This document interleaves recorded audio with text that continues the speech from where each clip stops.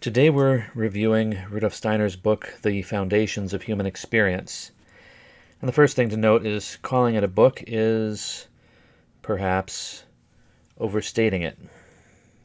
What's in this book, it certainly looks like a book and feels like a book, but it wasn't written as a book. What's in this book is a transcription of a presentation Steiner gave to the teachers of the first Waldorf school. And I'll give you a little bit of a background picture here of how that came to be. The year is 1919, and Emil Malt, a manager of a cigarette factory, goes to Rudolf Steiner and says that he would like to start a school for the students of his workers, the children of his workers. And Steiner has apparently been waiting years to be asked to start a school, and immediately agrees, and between April and August, they get the school up and running. This involves going out and getting the different people who will become the teachers of the first Waldorf school.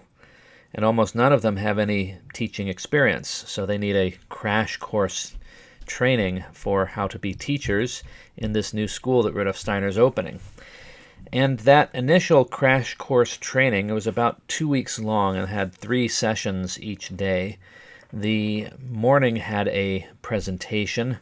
The early afternoon had a kind of a practical back and forth, and then there was more of a question and answer session in the third session in the evening of each of these days. So you have to imagine the Waldorf schools don't yet exist. The first one is about to be set up.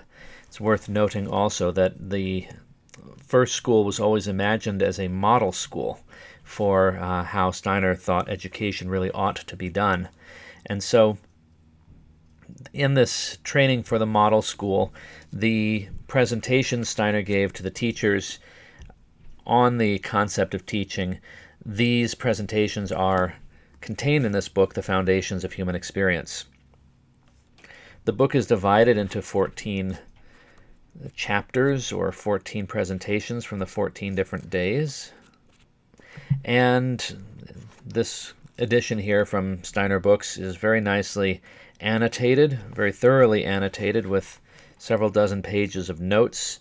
And what's contained in this book, and it's also one of the reasons why this book is read, studied, and restudied, both in the teacher trainings and by more experienced teachers from year to year, as they want to stay abreast. What is contained in here is a very condensed version of Steiner's view of child development.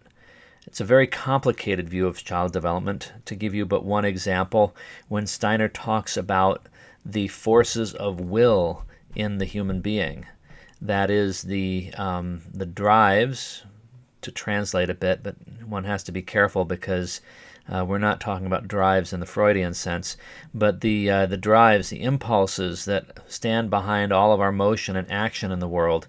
When Steiner looks at the nature of the human soul or the human being as expressed through each individual's life and movement and actions and choices, and he looks at the nature of will and motion and impulse and drive, he identifies no less than 7 separate aspects to the nature of willing. I won't go into detail about what they are.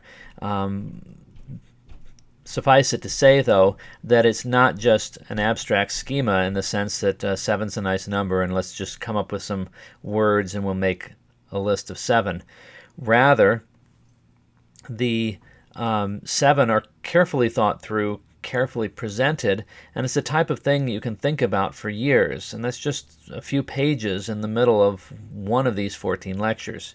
So what you get in this foundational book, in every sense, The Foundations of Human Experience, is a comprehensive introduction to Rudolf Steiner's view of child development, and especially for the teacher, you get this very in-depth and very rich view of an understanding of the human being and how that grows and changes through the school-aged years, And this is a foundation, a theoretical foundation for how to approach teaching in the Waldorf method.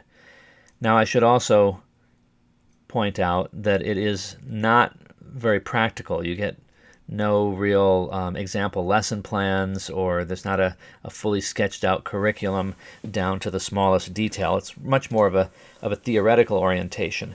But for that, it's much more powerful and I think a lot more beneficial, because you get to contemplate it, internalize it, and then start generating out of those insights. And when done successfully, you can generate infinitely. You can come up with the correct response, the appropriate lesson plan, or the appropriate pedagogical approach for just about any situation, which I think is why the book is so valuable nearly 100 years after when the presentations were first given.